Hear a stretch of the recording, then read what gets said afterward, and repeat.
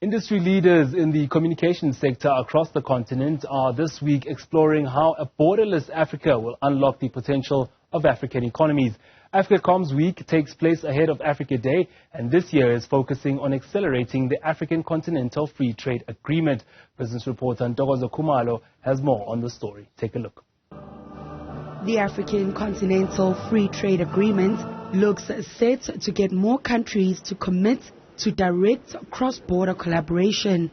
Communication specialists across the continent say they have an important role to play in driving the narrative.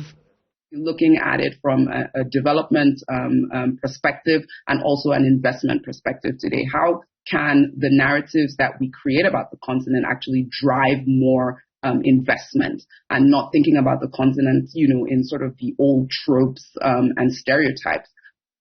With the continent's GDP expected to reach $5.6 trillion by 2026, Harrison says partnerships and collaborations will ensure the continent takes advantage of that growth. We just have a share market size of a continent with over 1 billion people, over 50 countries. And if you're looking to tap into new and growing consumer markets, I think that partnerships and collaboration is the way to go.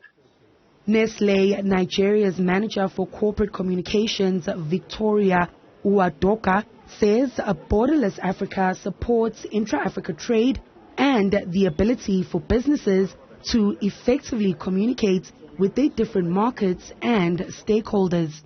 There's free movement of people, there's free movement of goods, there's free movement of thoughts, there's free movement of initiatives and interventions. So that is the borderless Africa, where one can move from one place to another.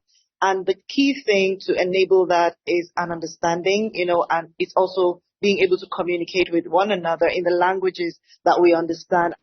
Uwadoka adds that the conversations will unpack the trust deficit in markets like Nigeria, adding that while more needs to be done, progress has been made.